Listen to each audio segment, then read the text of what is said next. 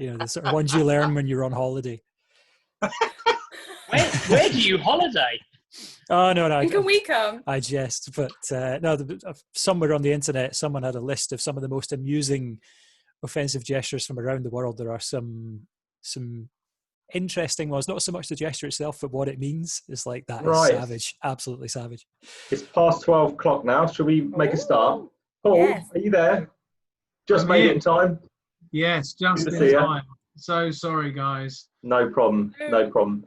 Good afternoon, everyone, and a very warm welcome back to the EV Cafe. As you may have noticed, we didn't have a session for the past 2 weeks, although that does feel like forever. I hope you haven't missed us too much. So what's happened to the team since then? Paul Kirby just arrived just the nick of time. #FanGeek has started talking about cars. He's involving him driving around in a Renault Zoe. Sara Sloman started going on long 20-mile walks because she can and was not limited to 30 minutes anymore. Mathew brought a drone and has been filming the outdoors. And John Curtis, well, nothing really, because he is still in lockdown because he lives in Scotland. Apart from pampering himself, he's probably watching Matthew's drone footage and dreaming of those long walks with Sarah. So it does seem like a long time ago since we started the EV Cafe back in March. And as promised, we ran it every week until the first phase and easing of lockdown came into effect, which was the 27th of May, I believe, our last episode. And since then, it has given us some time to really reflect on the cafe and, of course, the lovely audience we've had in that time. So it gives us great pleasure to announce that we are back, we have returned, and we will be running it every other Wednesday, 12 till 2 p.m. So the next one will be the 1st of July. So this is allowing, I think, more people to join and not miss out, as we appreciate some of you will start to return to some normality in business, but not all. And if you are maybe going through difficult times because of this pandemic, then we as this lovely community that we've all developed and built will help as much as we can. So we will certainly do our best to keep this going until this little thing called COVID-19 disappears, or we have our first physical cafe session, which we are actually planning, by the way, and all the details will be announced in the near future, but it's rather exciting. In the meantime, we'll do our best to keep the cafe going virtually with light-hearted entertainment, impartial advice, education to the masses, and giving the audience the chance to ask the experts the questions. And most importantly, bring this community of great people fighting the good fight back together again. It's amazing what can be done when we all work together.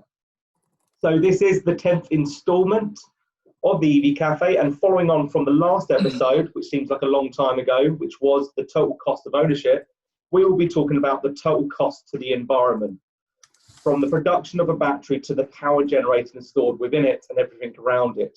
We will discuss the in-use carbon generated, but also the embodied carbon from producing the vehicle in the first place.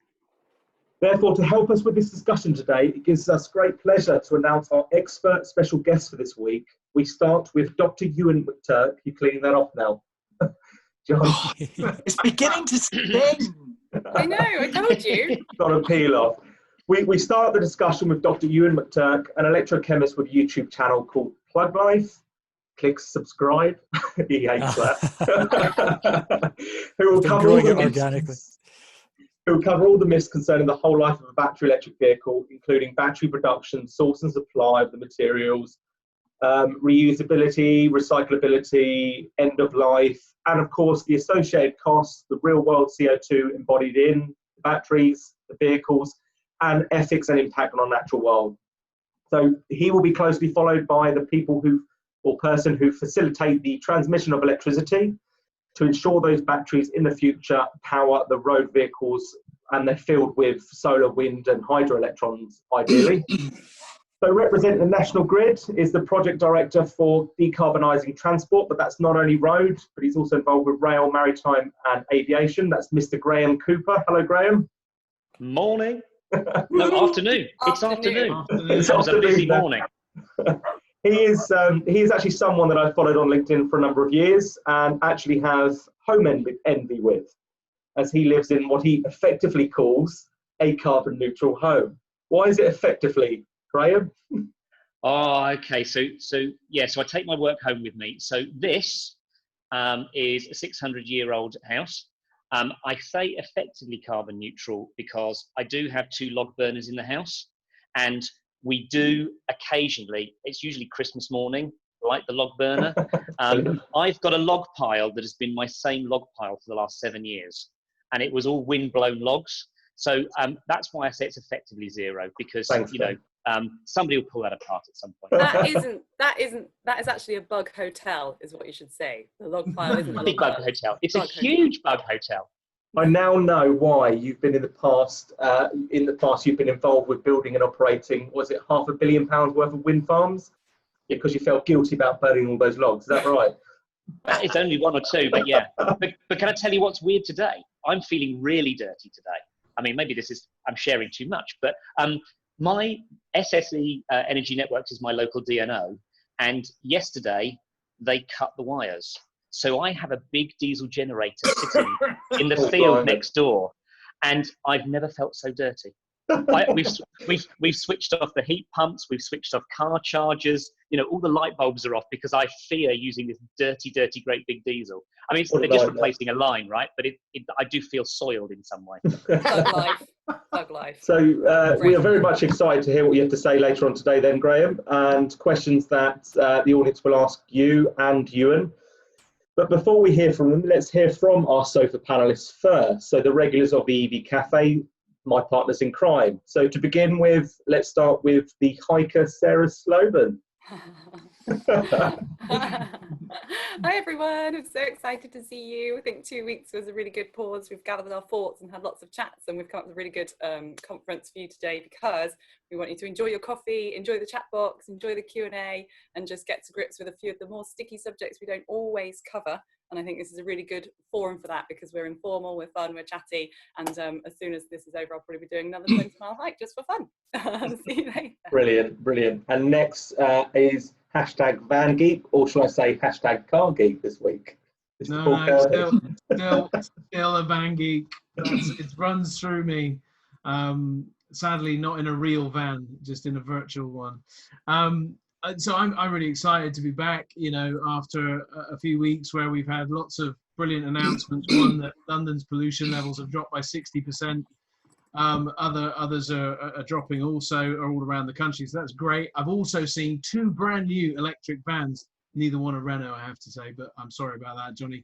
But I am driving the Renault Zoe, and I'm loving it. It is a great little vehicle, and it really serves me well. So, but the other point that I've always got to make is that there's some really great work going on around mental health and raising awareness of it in a particularly difficult and challenging time of change.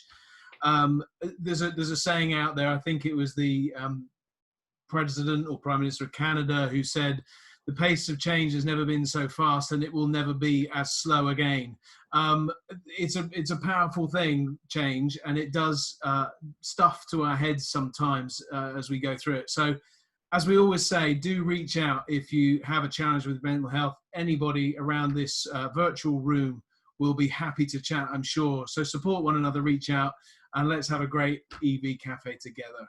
Thanks, Paul. And then last but not least, and I forgot about you last time, John, Lockdown John, who's also going to give us a bit of an intro and a flavour of why today is such an important topic to discuss. Yeah, greetings, everybody. I came up with this idea with the guys a couple of weeks ago to look at the ethics of the battery car industry, the EV industry, because I've been in it for about 10 years. And in that time, I have heard and know of things that happen in our industry which we may not be ashamed of, but happen and cause me some moral questions. And in light of the reflections that we've had over the death of George Floyd and the way we view relationships with people, it's important that we understand where we've come from, that we accept where we are today, so that we can do something better for the future. And so I was very keen to get Euan and Graeme along to look at what is sometimes perceived as the dark side of EVs, because we all sing their praises, but we know there are challenges. So let's call the challenges out. Let's have a conversation about them in the real world and see if we can start to unpick some of the myths and deal with some of the challenges that are out there in a better way. Fantastic. Thanks, John. Appreciate that. Just for the panelists' attention, there's a lot of messages coming through in the chat box, so we can have a look at that. So I'll just introduce myself. If you don't know me already, my name is Jonny Berry. I'm the Southern EV Manager for the Renault UK Fleet Department, and I support in any way that I can for EV adoption. And today I'm the moderator, host, and keeper of the time today, especially for the likes of Graeme and John, who in their own words say 100 words when only a free will do.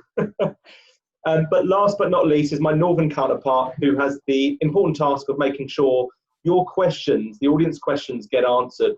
And so he will pop up from time to time live from the mailroom as he collates some of the questions raised in the chat box, the Q&A tab, anywhere, online, email. So Matt, do you want to come on live from the mailroom and say hello to the lovely guests? Hello from down here in the mailroom. John, you're on mute. Hey guys, back here in the mailroom. Anything you need, just send us a message on the question and answers tab, and we'll get them through later on when we have some chats. Take care. Thanks, Matt. And for those of you that are new to the cafe today, just a reminder that this is very much about you, lots of the participants, and it is about us. And so we would love to hear from you. I know a lot of you have already messaged in the chat box, but if you could please share who you are and where you're from using the box, then we would really appreciate it. Please feel free to chat amongst yourselves or privately to the panel using this. However, if you do find it distracting during some of the talks or presentations, feel free to close it or ignore it, whatever suits you. If you do have a question for the panel, then please click the Q&A tab, as Matt's already mentioned. We'll endeavour to answer your question as soon as we can, either in the chat box live or in the mailroom. If you want to talk to us, because we are all human beings and not artificial intelligent keyboard robot AI things, then please raise your virtual hand during the Q&A section and we will take you off mute, and that way you can cover something we have missed, challenge us, or simply just say hello to the panel. John, you have your hand up there. Yeah, there's a quite important message which has come through from one of our contributors, and they're saying that they're struggling a bit today. Really important that we recognise that, and all of us, as Paul has said, if you are struggling and you do need support, just reach out to us privately, either in here on the chat box, on LinkedIn, any way you choose. All our contact details are there, just so that we can help support each other. So I've seen that message. I am slightly concerned. Do let me know if there's anything we can do. Well done, John. Thanks for putting that out. So as John's just done there, he's raised his hand to talk. So as a gentle reminder to the rest of the sofa panelists and special guests for today, if you do want to talk, raise your hand. This is just simply to avoid crossing over each other, like being back at school. So just a quick run through of the agenda. To begin, Graeme will give us an intro to his work and his home life, his nice diesel generator at the front of his house. Followed closely by Dr. Euan McTurk, who will present battery electric vehicles versus internal combustion engines vehicles. Then we will have the Q&A and mailroom session. Then around 12:45, quarter to 1, Euan presents The Only Way is Ethics, which will cover all about batteries, chemistry, etc. And then followed by Graeme, who will present to us what he does at the National Grid. We will also see Sara Sloman present our weekly EV news round at about 1:30. If you haven't seen this before, then you are in for a treat. We have had the news, weather forecast, and even Sarah as a pilot. So what will it be next? Do stay tuned to find out. So anyway, that's enough from us and from me. So let's hear from the first guest speaker of the week today, Graeme Cooper. But before he introduces himself, and he has his 5 minutes, I will also launch a poll. And this poll is a bit of fun. It is 3 facts about Graeme, although one is completely fake. It's up to you to decide on which one is fake. And Graeme will let you know who was right at the close of the cafe. So over to you, Graeme. Damn, I'd forgotten you had asked me those 3 questions. Anyway, look, good afternoon, everyone. My name's Graeme Cooper. My full title is Project Director for Transport Decarbonisation at National Grid. That's my day job. We can talk about a little bit of what I do as a job, but we'll pick that up later. But before I picked up the job at National Grid 2.5 years ago, I'd spent 11 years building about £500 million of the wind farms in Scotland for a Norwegian company called Fred Olsen. I've noticed 1 or 2 of the locations are very near some of my my wind farms, so feel free to thumbs up or thumbs down whether you're a supporter or not. But through that, I started to be very concerned about my petrol head addiction. So I was a real petrol head, and that wasn't compatible with building wind farms and actually what I was trying to do. So I borrowed an EV, and that led me into my job. But actually, I take my work home with me. So I bought this house. Crikey, I've known this house since I was about 8. It's in the next village to where I was brought up. It was derelict, listed building. And when I bought it 8 years ago, I wanted to make sure that I could make it as clean as possible. The thing that scared me when I first bought it is somebody told me it would cost me £5,000 in oil to heat it. And I thought, 1, I can't afford £5,000 a year, and 2, that's oil.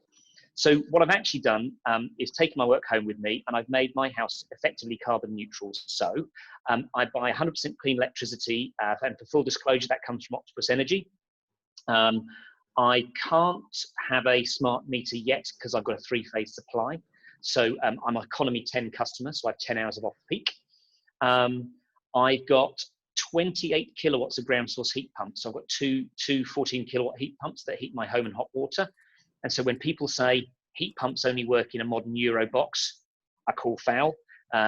This has no insulation in the walls. It has very wibbly wobbly sash windows.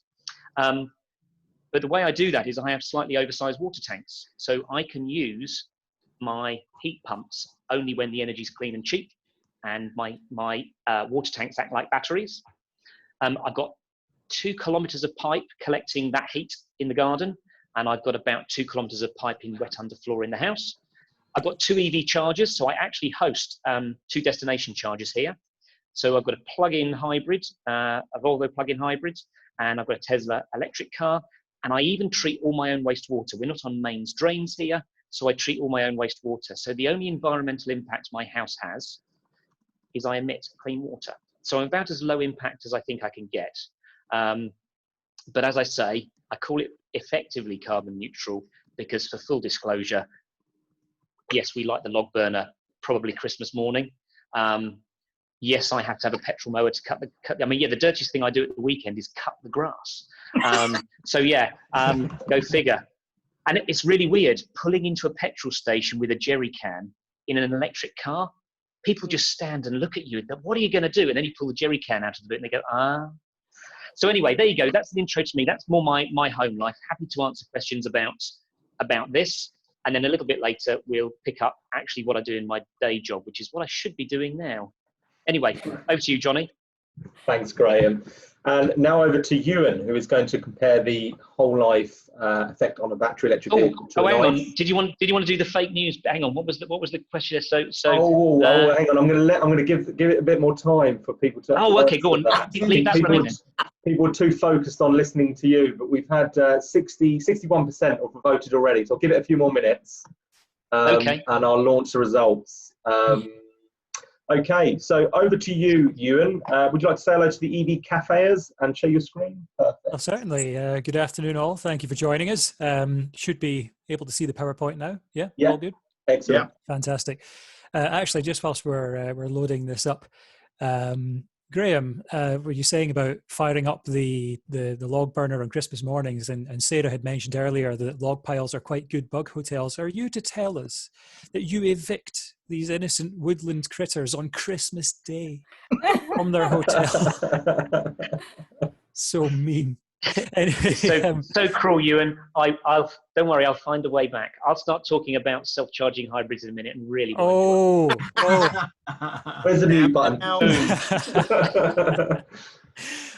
So right, this first presentation, we're going to be looking at the embodied carbon, the overall CO2 emissions of electric vehicles versus internal combustion engines, and we're going to try and put some myths to bed. So a very quick introduction about who I am.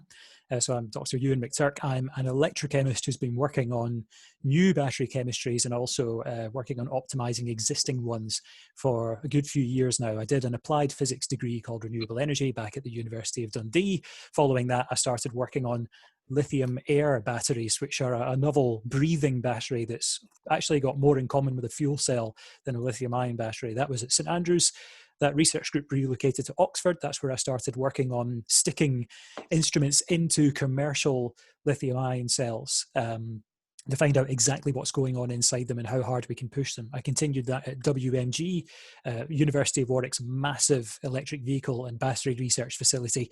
I started doing that work on Tesla cells, very similar to what Tesla use. And we actually managed to get these cells to supercharge faster than what Tesla do. So that was quite good. And I'm now heading up Ducosi's new lab. Ducosi is a company that's developed a novel new battery management system for electric vehicles. We're based in Edinburgh. So I also run a YouTube channel called Plug Life Television. I've been doing that for a couple of years. So there is a misconception that often comes up that the overall CO2 emissions over the lifespan of an electric car are greater than those of an internal combustion engine vehicle. And that's often used as an excuse not to go electric or to try and deter people from going electric. But is there any truth in this? Well, today we're going to run the numbers and find out. So we'll take an average new petrol car and we'll compare it to a 62 kilowatt hour Nissan Leaf. I've chosen that car because it's representative of the sort of battery sizes we're starting to see these days. And it's also still one of the best selling cars in the UK. So the embodied energy in chassis manufacture is typically round about 21,000 kilowatt hours of energy. And that will be the same for, regardless of what propels the car. We're purely looking at the chassis. Let's assume crudely that 100% of that embodied energy is going to come in the form of electricity. So if we compare that to the carbon intensity of electricity from a reasonably carbon intensive grid, if we go for one that's 100% gas, which is, it kind of works out as the average of some of the more carbon intensive grids around the world.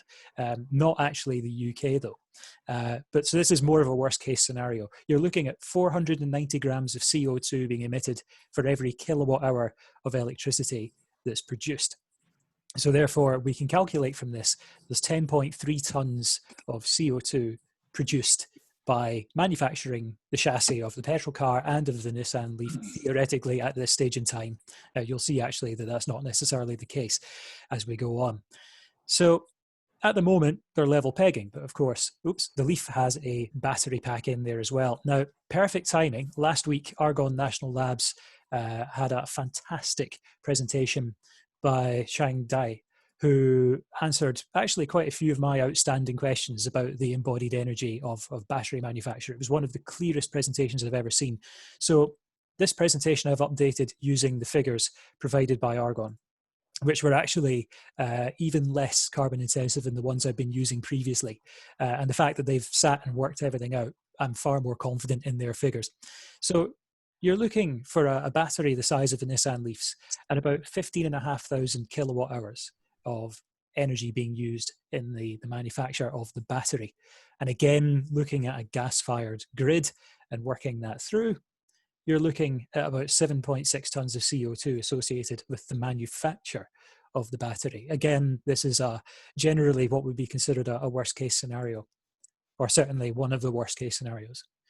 Now, we're going to be driving this car in the UK, so let's look at the CO2 from the UK national grid. This has been rapidly decarbonising over the last few years.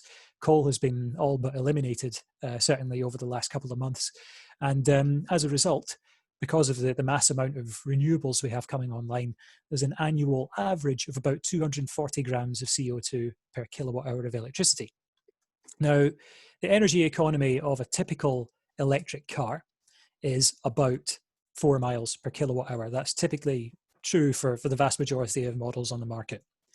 And therefore, we can see that the well-to-wheel CO2 emissions, that's everything from the very source of that electricity through to actually propelling the wheels, is about 60 grams per mile.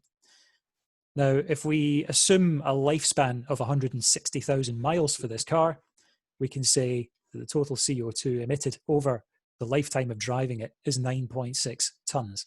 So now we have an idea of what to expect for the, again, a sort of general worst case scenario of the embodied carbon of an electric vehicle. So you're looking at chassis manufacturer, battery manufacturer, driving 160,000 miles on the UK grid mix and then scrapping the car completely unnecessarily after 160,000 miles. Chances are the battery still has plenty of life left in it, and so does the chassis. That could easily be repowered with a new battery because electric motors just don't break.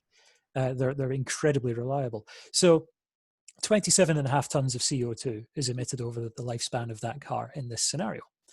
But of course, we want to compare that to the average petrol car. And if we look at the tank to wheel CO2, we're not factoring in how that petrol got into the tank and all the energy that was involved in that. For the average new car sold in the UK last year, you were looking at 128 grams of CO2 per kilometre. Let's convert that to miles. It's 205 grams of CO2 per mile.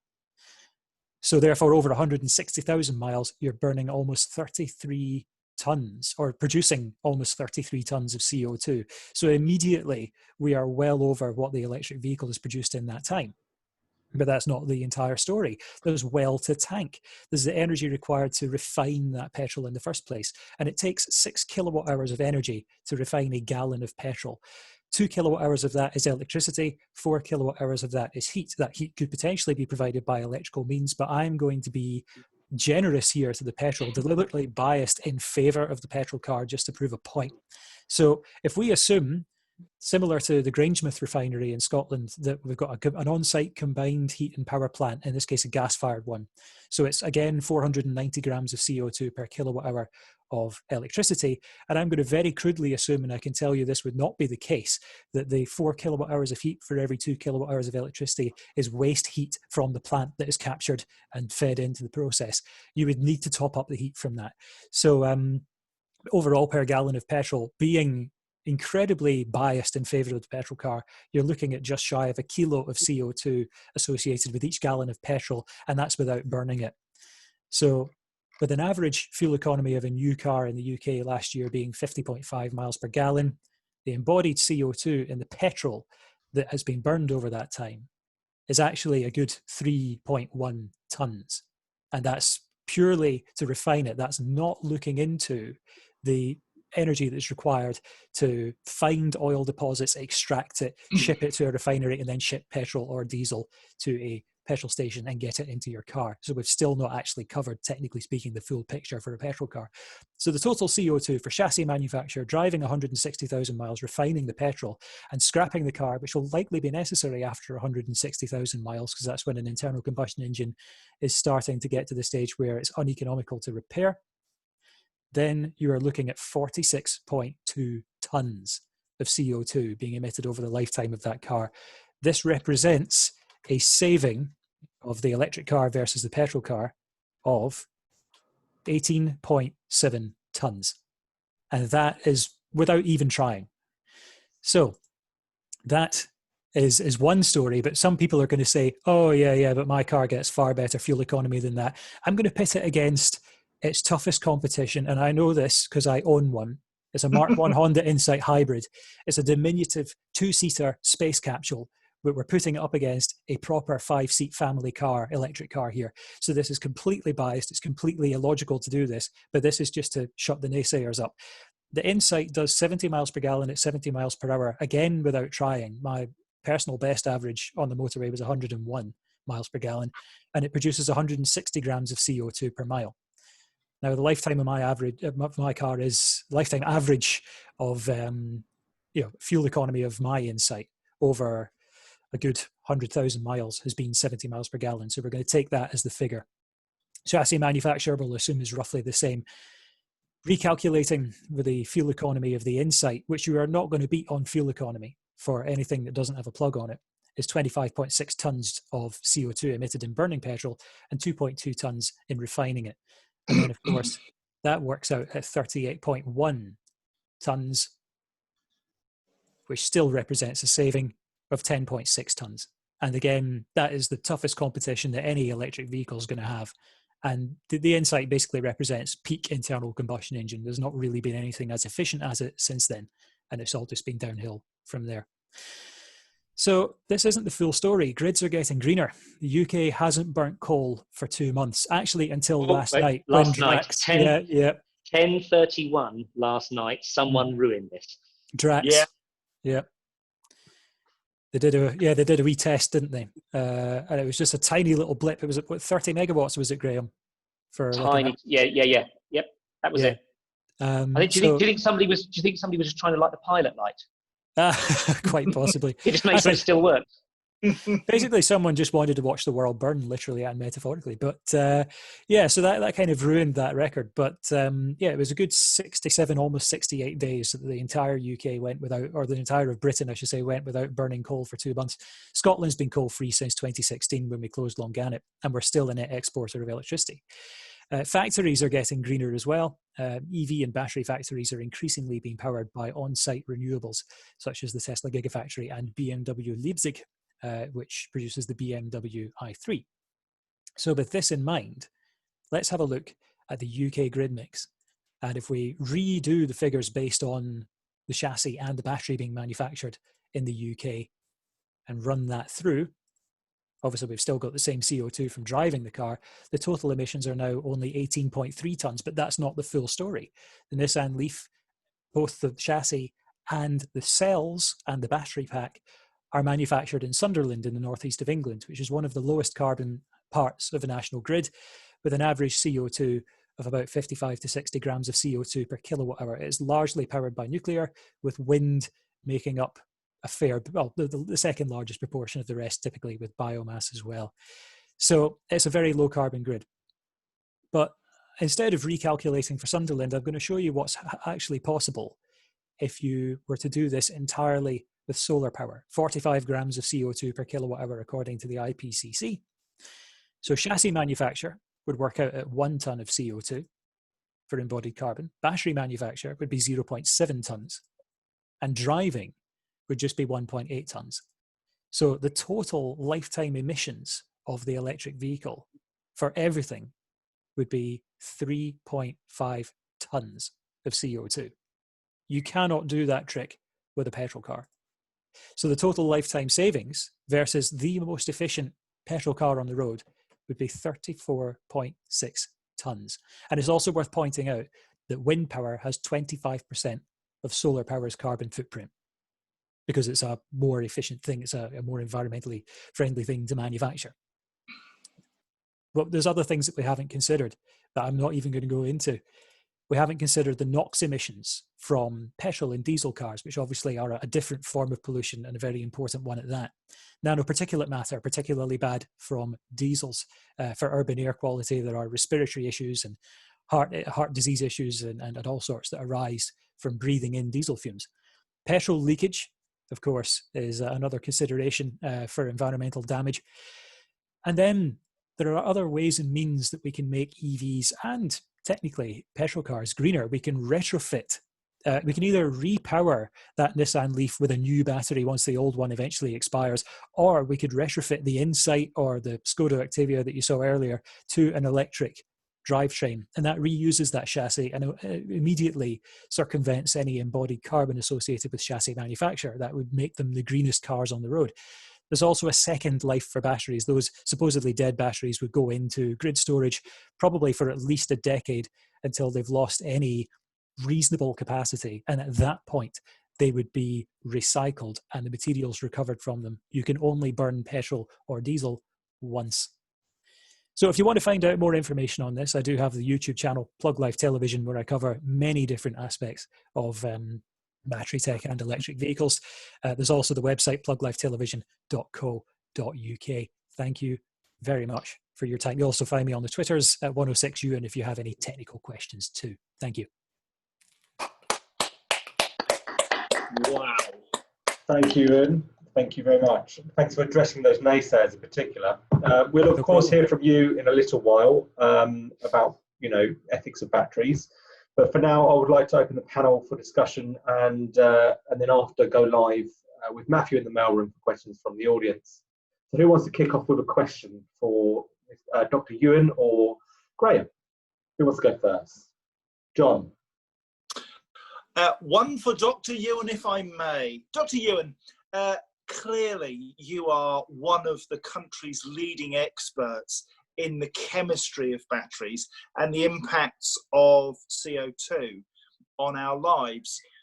How do we take what you know and embed that in the consciousness of the average Joe, the guy on the street who just wants a car to drive his few miles and he doesn't care what colour, what make? How do we get through to people the massive contribution that EVs can make? That is a really good question, and it's a difficult one to try and put in some sort of government strategy or something like that to do. I have purely been doing this through education. There's a video based on that presentation on Plug Life Television that's one of the most shared ones on the channel. And generally, as soon as people have watched it, they've gone, oh my goodness, this does make a big difference. And then when other naysayers on Facebook or Twitter or whatever say, oh, no, but they're all coal-fired and they're all really bad for the environment, they share that video and they go, oh, wow, that's amazing. And then the naysayers get converted. Because it's not many people who sit down and do the calculations on how much CO2 is associated with electricity from gas versus electricity from solar, for example, or the embodied carbon of petrol in the first place. It's a very difficult one to do, but genuinely, as wishy-washy an answer as it may seem, education is key. It's just that information is all on Plug Life Television. If you've seen someone who's been skeptical about it, just show them that, get that information out there. You've got people subscribing already, Euan. There's awesome. Going to fly. Well, thank you. Sara. Hi, Euan. Nice to hear you. I do agree as well. If anybody gets a chance to check out Plug Life, it's always answers those naysayers really eloquently. It's very easy. I was thinking a lot before today about, as we know, the mineral extraction required for the batteries, and I wondered what the knock-on costs may be to the end consumer if we enforce the sort of required levels of health and safety, ethics and well-being for people working on site in the mineral extraction. Will we see a lengthier process, more carbon intensity in extracting that process by using hopefully machines instead of hands, and will that have a big knock-on effect of this to the consumer, do you think?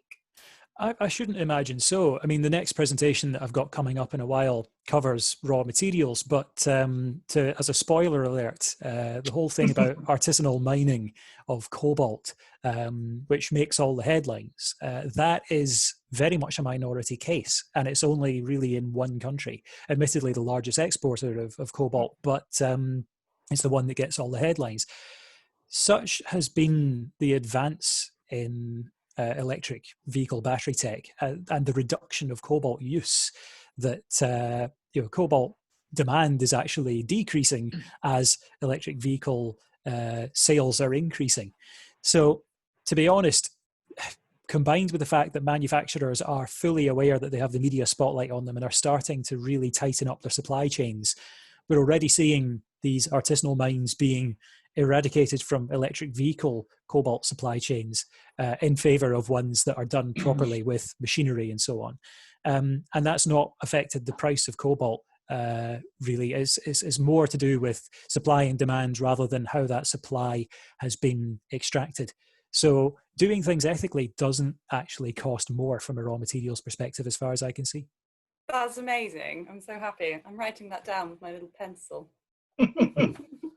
I just wanted to add on the back of your presentation, Euan, in terms of like you've covered the production, and I'm just looking at beyond its production.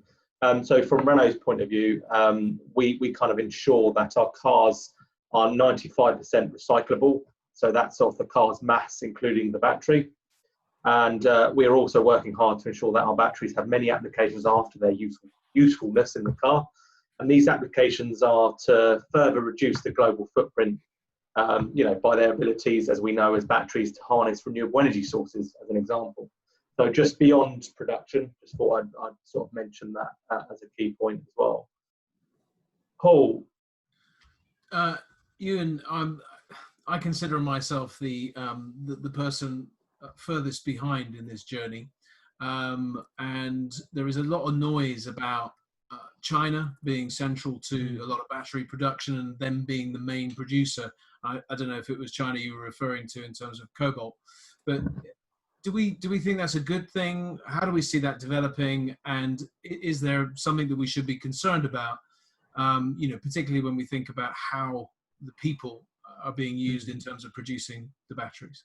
Yeah, China have been buying up a lot of raw materials in other countries. They've certainly been buying up a lot of reserves in Africa, for example. Just to answer your earlier question, it's Democratic Republic of Congo that's the largest exporter of cobalt, not China. But yeah, China have been making a land grab for raw materials, some of which are used in batteries. That said, labs across the globe have been developing chemistries that are less reliant on these critical materials and more reliant on abundant materials, many of which can actually be found in the UK, Norway, Europe in general. And also, once you have obtained those materials, once you've obtained those batteries, even if you've bought them in from China, for example, if you recycle them within the UK, you have that closed loop supply chain, and that's something that the UK has already cottoned on to. There's the big Reliv battery recycling project that has the University of Birmingham and a couple of other academic institutions and businesses as well involved. It's a government-funded project to perfect the recycling technique for lithium-ion batteries so that we can actually build these batteries from recycled materials. And it just means that, we don't need to worry about external supply. Sorry, John, I just have a follow-up question, if you don't mind. Euan, the only time I've had a negative comment is exactly about battery and battery production and how people are used in terms of, maybe the abuse of people through modern slavery or stuff like that. Is that something that you've come across or can comment on? Thankfully, I've not personally encountered any of it. There is the issue with artisanal mines to do with cobalt, but as I said before,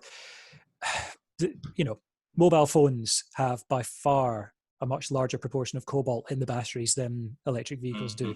Cobalt is used to refine petrol and diesel, but it's also used in jet engines as well, the alloys in jet engines. Only about 21% of global cobalt production is used in electric vehicle batteries. So that other 80%, the media spotlight was never on them. The scrutiny was never on them. It was only when we started doing something interesting and environmentally friendly and sensible that this anger kind of came to be. And as a result, EVs have obviously, or the manufacturers have had to be more careful about their supply chains. So EVs, the majority seem to be sourcing cobalt ethically. So Correct. The modern slavery situation, such as the reduction in cobalt demand as well, that is very much going to be marginalized and hopefully eradicated. Fantastic, thank you. John. Euan, come here. Yeah. I'm interested. Just you and me. Nobody else is listening. Go for it. Elon Musk was apparently in the UK last week looking at a gigafactory for batteries. True or false? Yeah, I mean, there's been a few people from the UK battery scene who've been skeptical of it and said, I'll believe more of it when I see it. That said, the rumours have been whipped up so much that it could well be a possibility. The rumour seems to be that it's to do with battery production, possibly for power walls as opposed to electric vehicles, because they've got the Berlin gigafactory for that. Whether Elon's trying to hedge his bets to do with the whole B word, and like what trade tariffs would work out better, one within the EU and one outside, or I don't know. Incidentally, that's possibly why Scotland wasn't in the running, although I've heard rumours that Scotland is one of Elon's favourite countries, so I'm surprised he's not taken a visit to Dundee, where they're going to be hopefully building a gigafactory quite soon, for example. But actually, the area that's been chosen is quite an interesting one, because it's close to Bristol, which is obviously quite a cool city. If you want to attract and retain staff from all over the world, you want it to be in a really cool bit of the world. Otherwise, if it's some sort of scruffy, dull place with not much to do, you'll have a really high turnover of staff. I've seen that happen to businesses before. Sorry? Like where? I couldn't possibly Let's see how many comment. people we can offend. Oh, no. But genuinely, you want it to be somewhere cool. But also, Southwest England, that part of the national grid, has been regularly topping 70% of its electricity from solar over the last few weeks. It's a very green part of the country. It is allergic to wind turbines, so they need to, snap out of it. But just imagine how green they could be if they had on or offshore wind as well. But the solar potential is already there. It's vast. So to build one of Elon's trademark style gigafactories with PV all over the roof, it seems like an interesting, I can see why that area is being considered. I'm still rooting for like a Dundee gigafactory or something like that, but Thanks, I can see why. One more question from Sarah, and then we'll bring Matt live from the mailroom because I can see some questions building up. Go for it, Sarah. Nice, thank you. I was just going to say, Graeme, I would love it if you could focus in more on what other households can do if they can't or won't go for a solar array on their house, or a ground source heat pump like you have, or a massive bug hotel. Is there anything that they can do that's really simple that can maybe even just break the habit of plugging your car in the second you get home? What would you recommend in your expert view? So the first thing to do in anything, when I looked at this place, is one, I can't generate my own because it's a listed building, right? So that's immediately out for me anyway. So the first thing you need to do is use less, right? So the first thing we did is look at how do we insulate more? What is the best that we can do? Now, some of the bits of my building I can't insulate because it's historic, right? But the bits that I could, I've got over 1 meter of insulation in my loft, right? Because I can overdo that in the loft because I can't do it in certain walls. So use less is the best thing you can do. And actually, it's what we're going to need to do when we decarbonize transport and heat. Travel less, use less. Then once you've thought about those things that you can do to use less, make sure wherever you get your power from is the cleanest you can get it. Try and also consider, even consider the time of use in which you use it. So the grid is cleaner and dirtier throughout the day. That often reflects in the price. So often if you'll have a time of use tariff, actually that often reflects the greenness of the grid. So try and make sure that when you're charging and when you're consuming energy, do it at a cleaner time of the day. So the electricity system operator, the bit of National Grid that does the balancing real time, they have an app, the ESO app. You can look at how dirty the grid is, and they actually advise you when it's cleanest in the next 24 hours. So if you're going to do something, it's worth doing. I think in the fullness of time, then when you're making decisions, if your boiler goes bang, don't just automatically go with another gas boiler. Ask the question, what are my choices? Now, I know things like boilers aren't sexy. Electric cars are far more sexy. But from my home perspective, my heat load is 8 times the load of my car charging. That's because I charge my cars once or twice a week, but I heat water multiple times a day.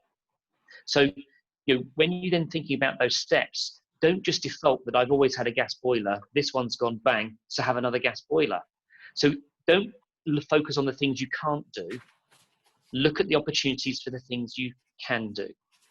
But what I'd also want to float out, and we can tease this out later, bearing in mind the whole subject is the only way is ethics. I fully appreciate that I could afford to be renovating a house and consider these technology options, right? As we're making this transition to cleaning transport and heat, there are those that aren't able to necessarily participate. They are the ones that have the cost imposed on them. So one of the things that I think will be something we ought to maybe tease out in the discussion later is, what does that really mean? If we think about it right now, green levies, and if green levies continue to get loaded onto electricity bills, which is where it sits right now, then actually every bill payer is subsidizing green energy and green transport. Yeah. Well, hang on, that could mean that if you are low income, don't even have a car, in rented property, you're actually somehow cross-subsidizing those who can. And I think there's a really important grown-up discussion that we will need to lead into, which is, how does the evolution of regulation change? So instead of putting the cost of EVing the country onto energy bills, surely it should go through general taxation and not on energy bills, so it breaks that association. So I think, do what you can, ask yourself the right challenging questions, don't default to the answers whatever you had before, but also I think there's some wider stuff that I think will benefit. So really good question, Sarah. Brilliant. Thanks, Graeme. Thanks for answering it, Graeme. You're very inspiring. I think everybody is listening to you, so I'll make sure I put something on LinkedIn later and we can share away. Yeah. Okay, so now that's it's great. time. I'm just really conscious. Sorry, Johnny, I was just saying, I'm just really conscious that there are a number of people employed in the sector who will, by the nature of their job, be paid to give a message. And I'm really, really conscious that part of me being able to deliver this message is I'm actually a participant, right? I'm doing this at a home level looking up as much as helping policy level at the top. And I think there's a level as you have to walk the walk to talk the talk, right? And so anyway, that's where I come from. Thank you, Sorry, Johnny. No, that's fine. It's fine. It's really interesting and great input there, Graeme. So I'd like to go live to the mailroom now with Mathew KIZIUK, who's going to pick out, well, we've got 10 questions in the Q&A tab. So if we can we are a little bit behind on time. So we've got probably about 10 minutes, short and snappy answers if possible. If a longer answer is needed, then please use the chat box. Take it away, Matt. Come on then, guys, let's go for this. 1 minute a question. Let's see if we can do it. Right, so what's the panel's view on battery reuse, i.e. repurposing EV modules as home storage? I've seen discussions recently that would suggest it's not as easy as it would seem. Do you think that we are more likely to see recycling because of concerns regarding performance and safety? Who's going to hit that one really quick? Euan is. Or Graeme is. Go, Graeme. So from a grid system point of view, battery storage and flexibility is going to be really important. So we're going to need probably more flexibility in home storage than we are actually in cars, right? So the way I see it, looking through the lens of National Grid, is the best place for that to happen is a likely manufacturer. So I think Renault probably won't say it, or Nissan won't say it, but they have a responsibility for the recycling. There's an opportunity for them to have the battery back from you at the end. They can worry about testing its health. They're the ones who can repackage it, and they're the ones who'll be able to let you have it as a secure. I'm a little nervous about hobbyists, buying a crashed electric car and trying to hotwire a battery. Yeah, careful, this stuff stings. But Sticking a battery back on the wall. Exactly, but I think there is a great opportunity here for actually the car manufacturers to actually pivot their business model and offer this in the future. So what you're saying is manufacturers get on with it and hobbyists don't go banging big nails through battery packs. Yes, think about it in before a you nutshell.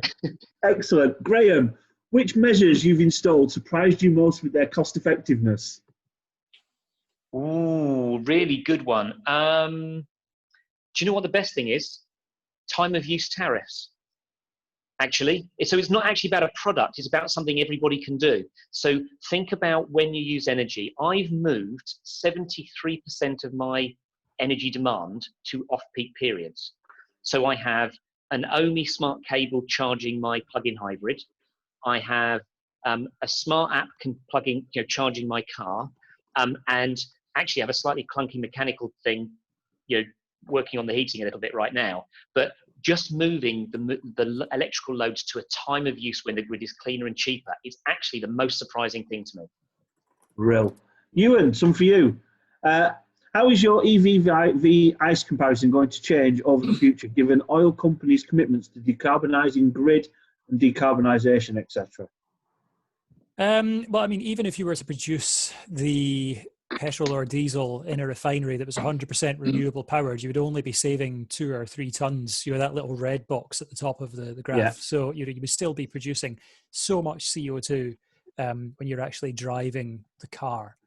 And also, if you're looking at biofuels, there's the amount of land that's required to produce those. There's also the emissions, the particulate matter, the NOx emissions and so on, which are unavoidable in an internal combustion engine.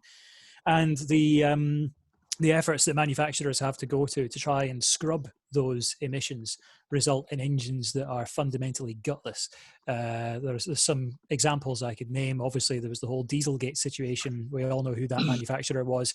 Anyone who has a car that was part of that group that was then remapped to try and resolve that issue generally complained it was underpowered afterwards. An EV, just get in and you've got instant torque right from the off. Why would you compromise by going for an inferior, obsolete Victorian technology that's on life support when you could just have, Brilliant. So given the embodied CO2 in the battery, chassis and petrol refining, what's the approximate mileage point at where the battery electric vehicle breaks even with the ICE?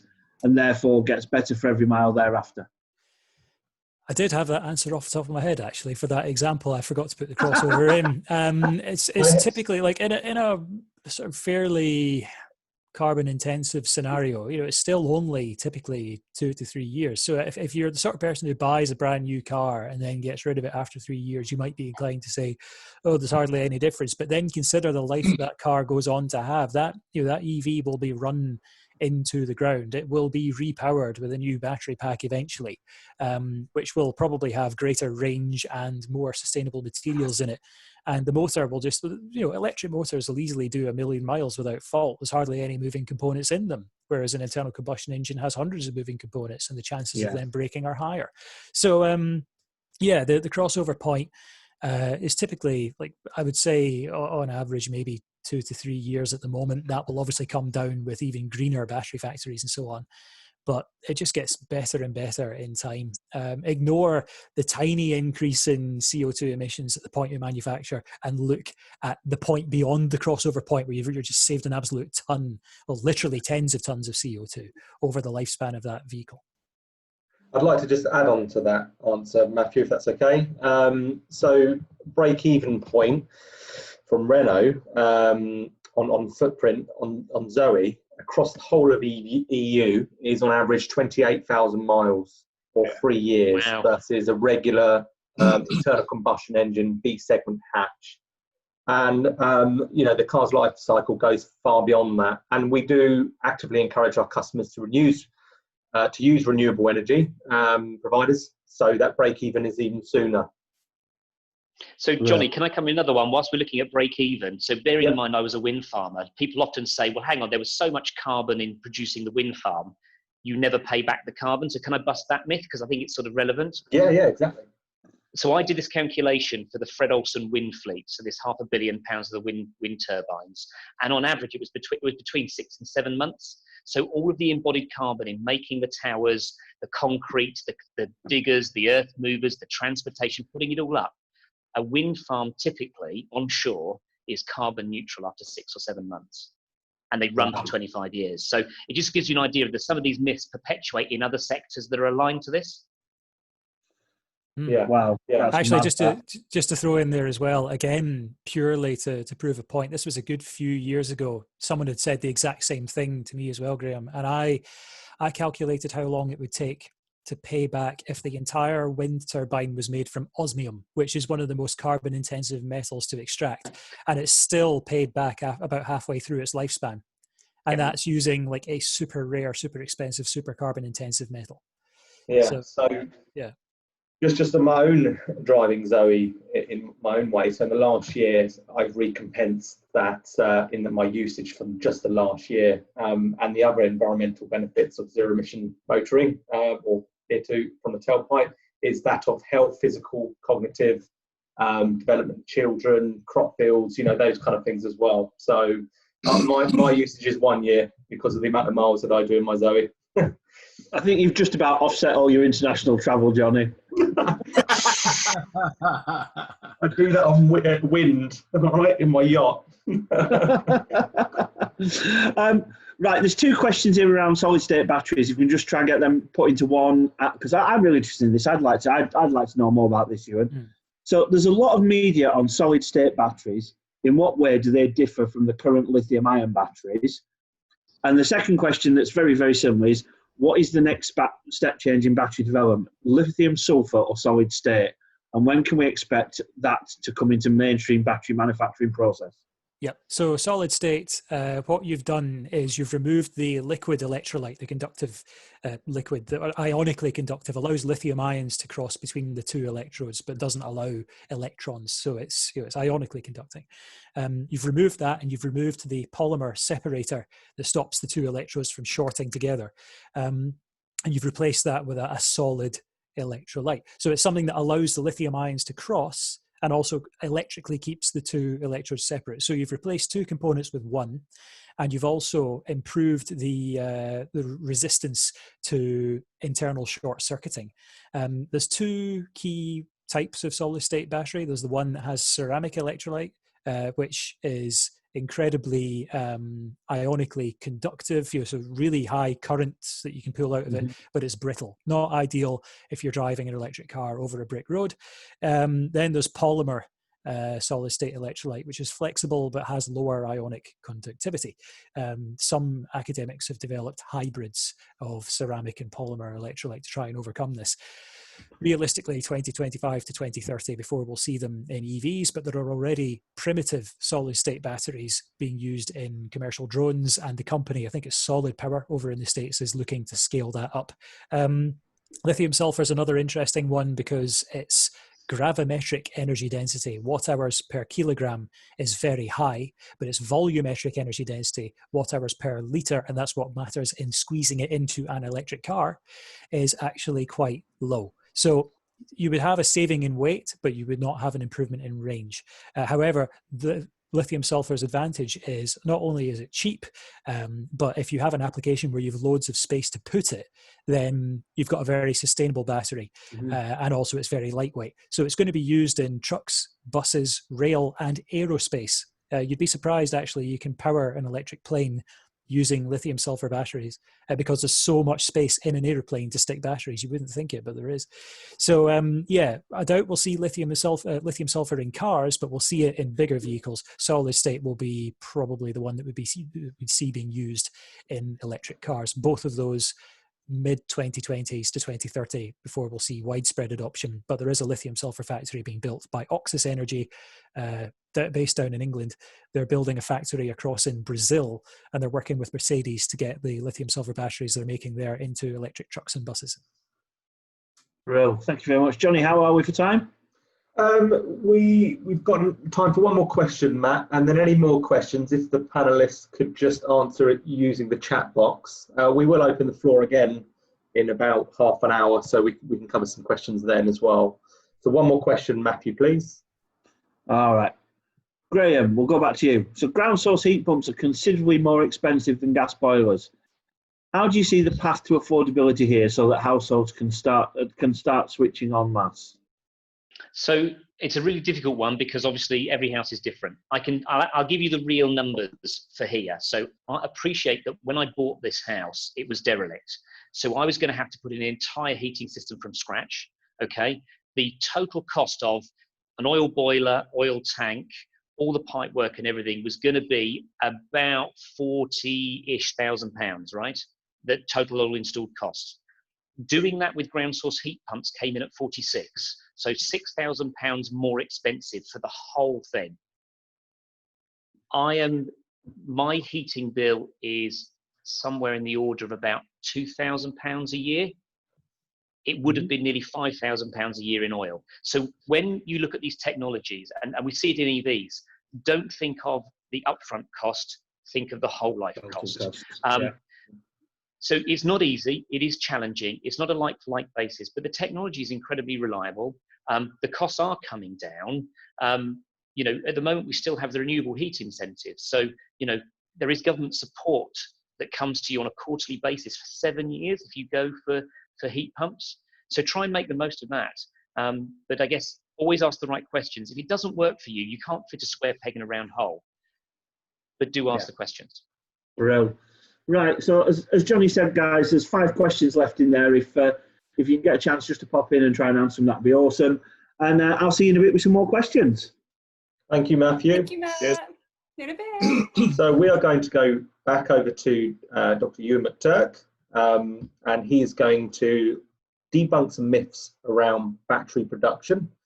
I'm really looking forward to this presentation, actually. So over to you, Euan. Thank you. For some reason, I've started at the very end. There we go. Let's start at the beginning. That would be the most sensible place. So yeah, the only way is ethics. Just how contentious are battery materials? So you know all this already. You've subscribed to the channel, haven't you? So yeah, the first thing to start with is that there are no rare earth elements in lithium-ion batteries. This is a common misconception.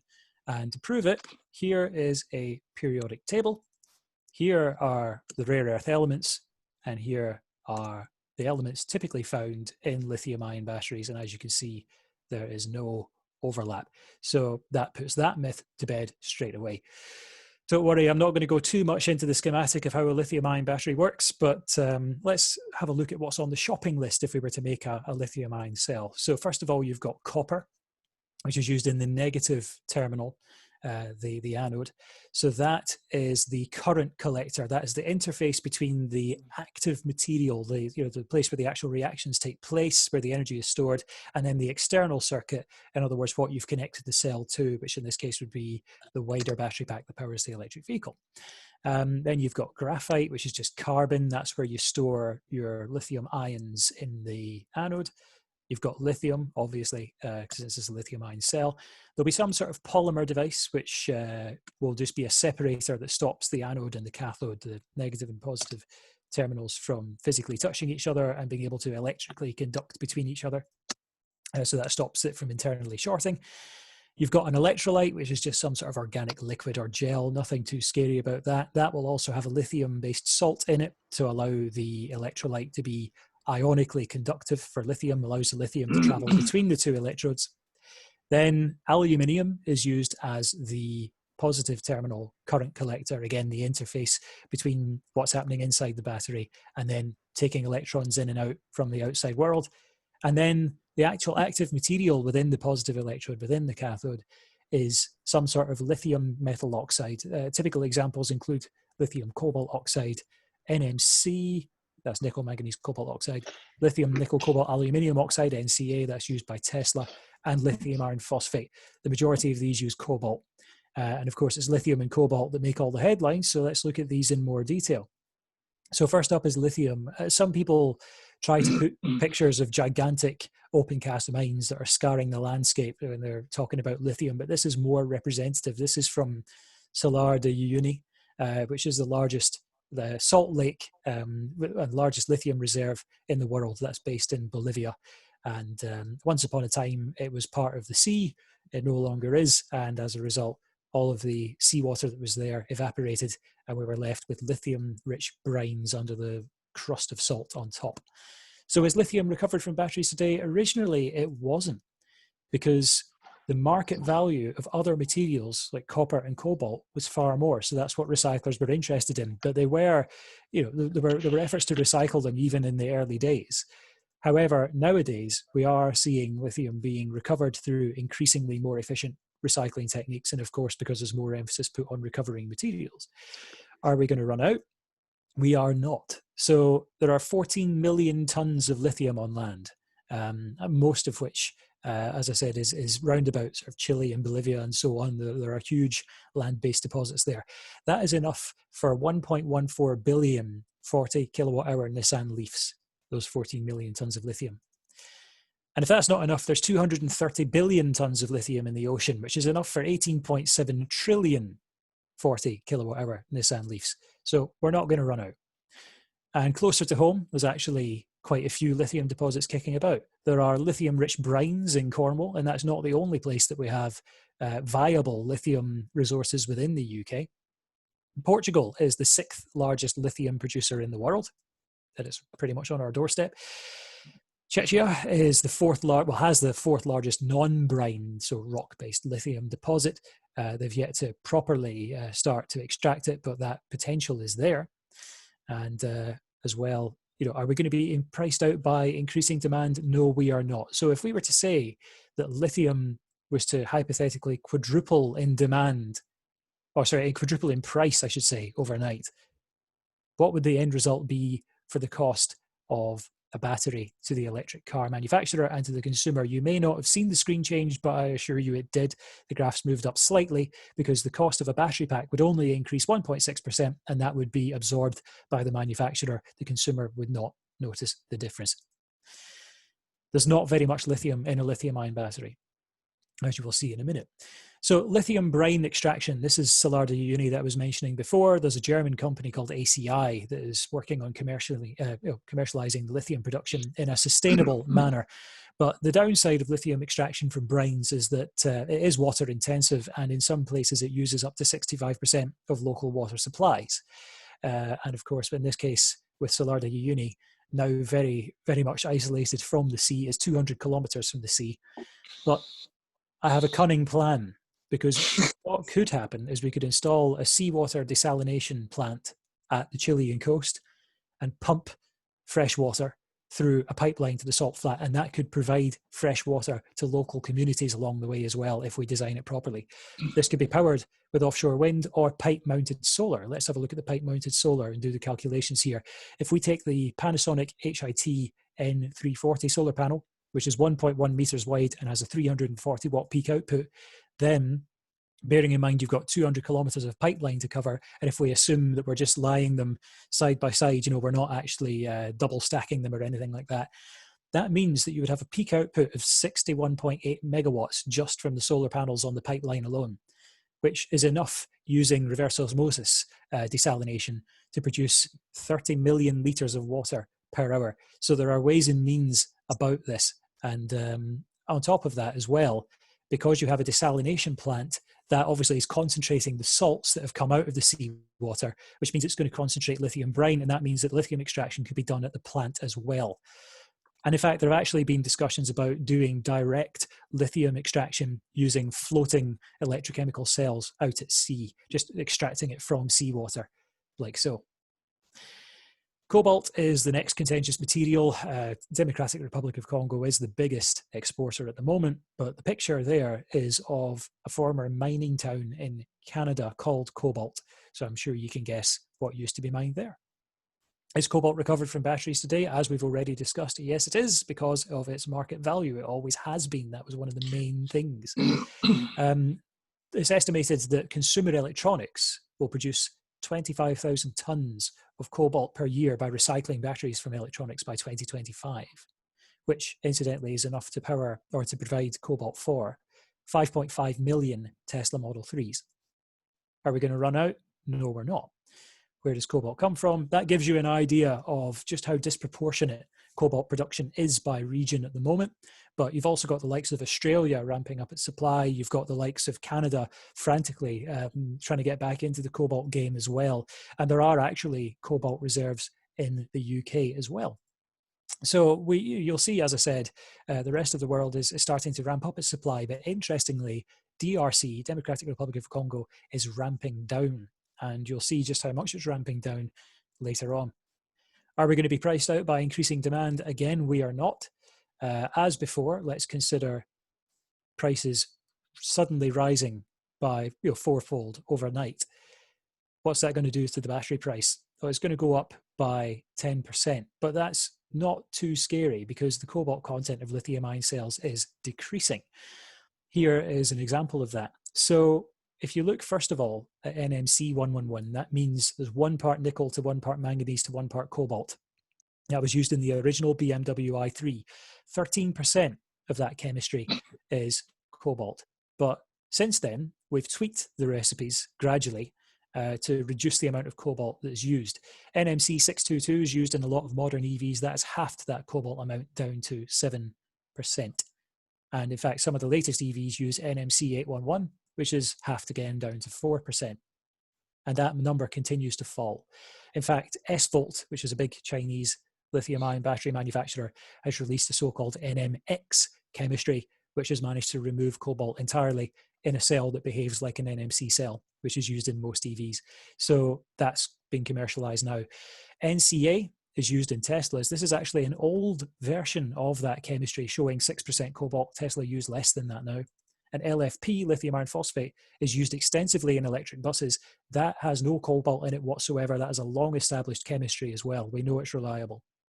But the really interesting thing is that the naysayers who say there's so much cobalt in electric vehicles, LCO, the original lithium-ion chemistry, lithium cobalt oxide, which has almost 40% cobalt in its chemistry, is still extensively used in smartphones and laptops today. So actually the device that was used to write those comments on Twitter has far more cobalt per percentage, 10 times as much cobalt actually as a leading electric vehicle. So they can chomp on that. There's actually the proper recycling of smartphones and consumer electronics will help to supply the ever-reducing demand of cobalt for electric vehicles. And in fact, there are companies like Li-Cycle over in Canada that claim that they can recover up to 100% of the materials that come from lithium-ion, that are included in lithium-ion cells. So recycling techniques are not only becoming more efficient, but they're becoming more profitable as well. And just to put into perspective how little lithium is actually used in a lithium-ion battery, it's not like lead that's about 70% in lead acid cells. You know, it's about a tenth of that. It's about 7% in lithium-ion. And there's been some interesting developments specifically with what Tesla's been up to. So they now have their Chinese Gigafactory.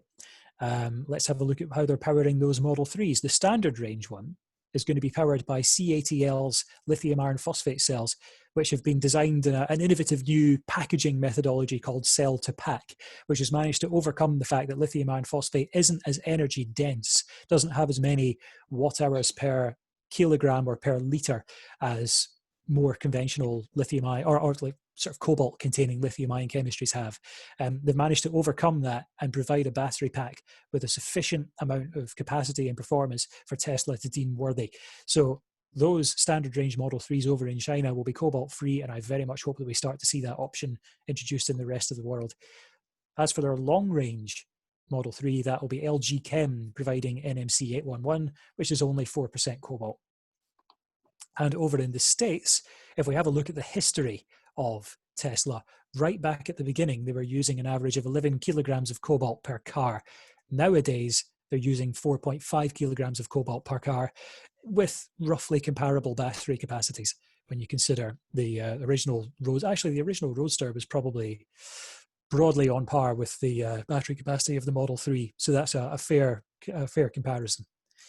And in fact, the latest version of NCA used by Tesla uses less cobalt than NMC 811. So we can safely say that it's sub 4%. So actually, just to make things even more interesting, Jeff Dan's research group over in Canada that works very closely with Tesla recently took another look at NCA. And we'd always assumed that cobalt was required for thermal stability. It turns out that in NCA, the cobalt's just in there for the ride. You don't actually need it. So Tesla could genuinely go cobalt free using the cell chemistry that is most widely associated with them. And in fact, well, I mentioned earlier, S-Volt have released the NMX cobalt free version of NMC. So that'll be coming onto the market very soon. And I was saying about how much Democratic Republic of Congo has been reducing its cobalt output.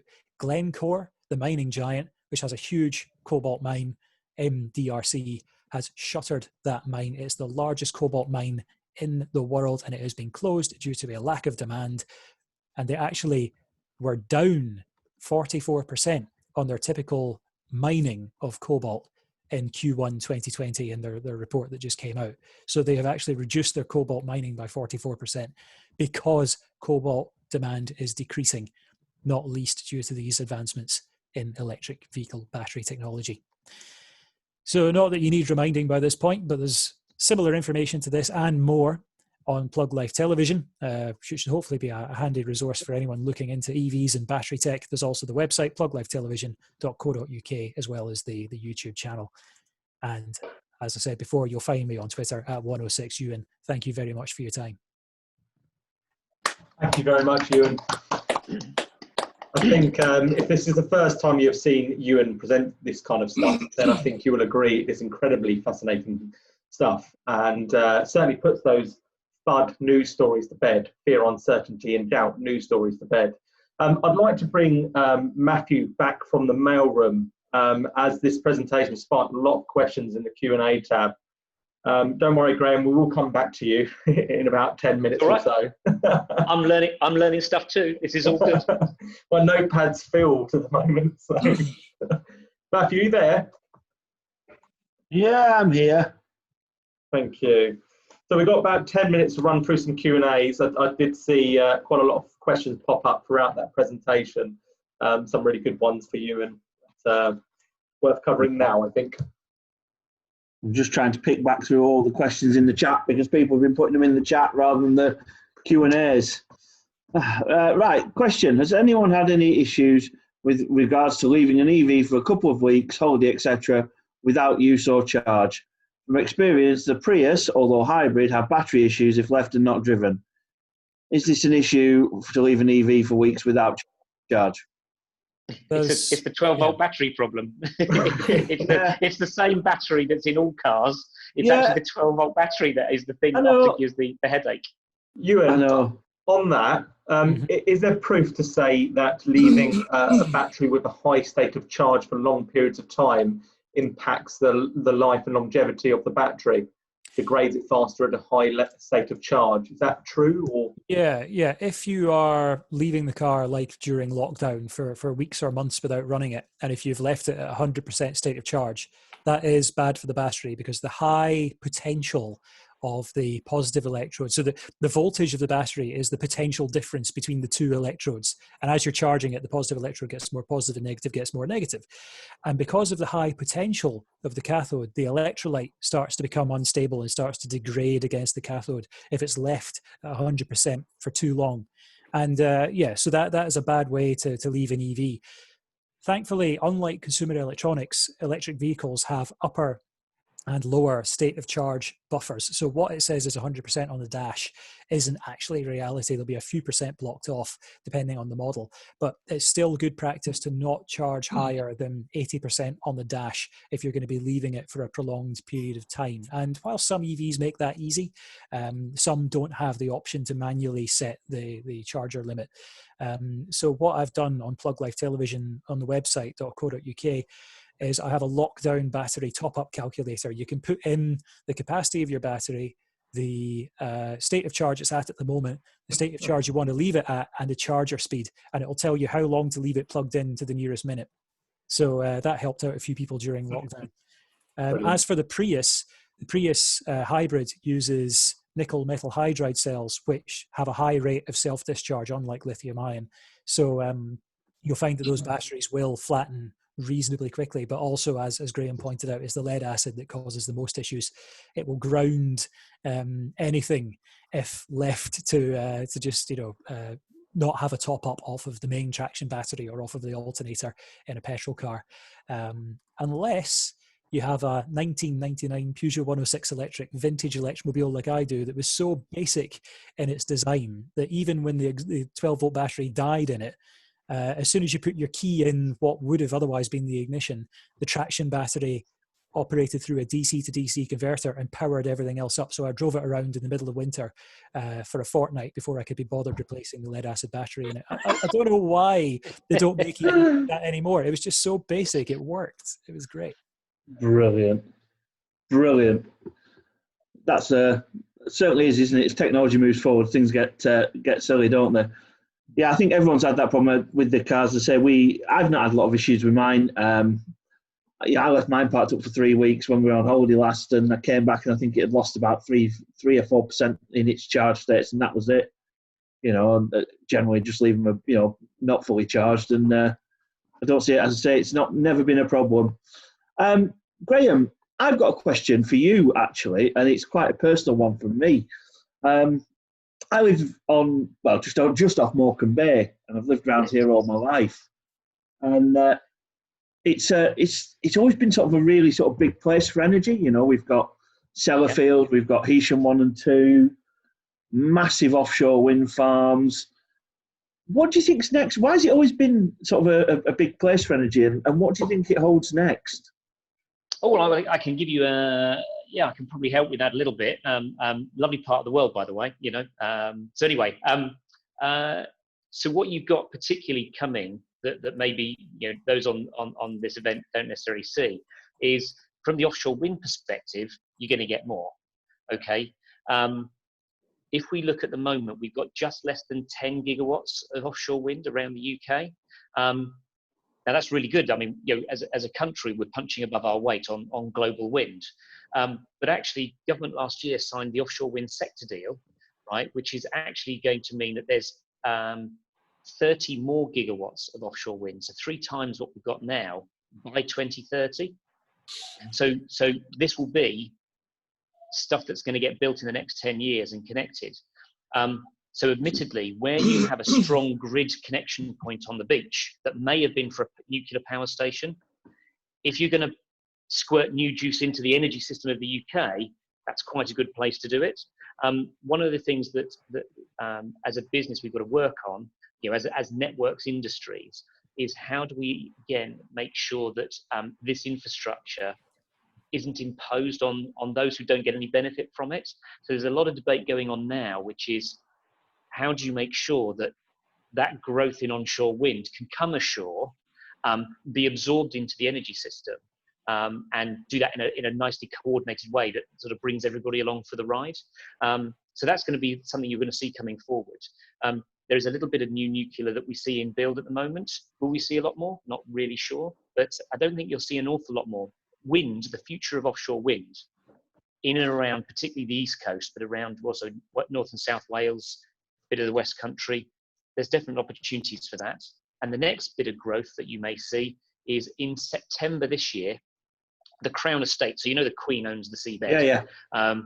So she has an auction for bits of the seabed for future development. So at the moment, there's a process running called Offshore Round 4, and the output of that will be concluded in September. So that will show you what and where and who will be developing more offshore wind. Because there was also a talk of a tidal barrage scheme as well. I don't know if you heard anything on that or knew anything on that.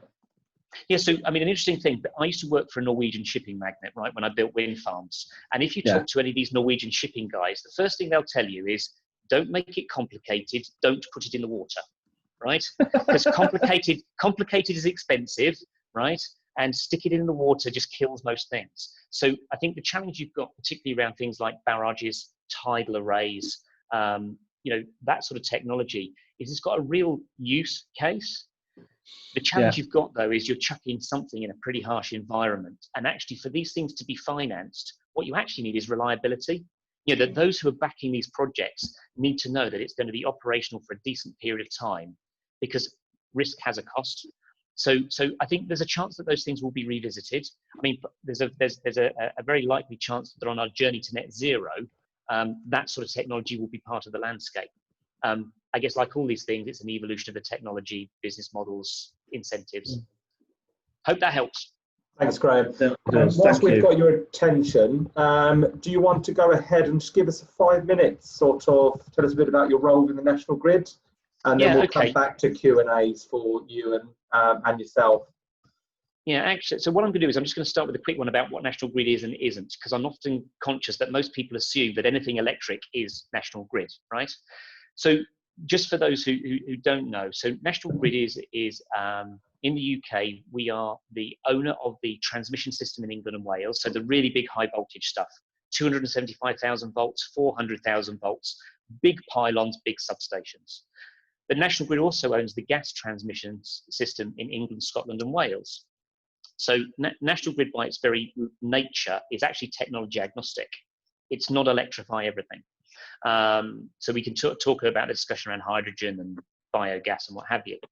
So the other bit of National Grid that National Grid does in the UK is there's a legally separate part of National Grid called the ESO, Electricity System Operator.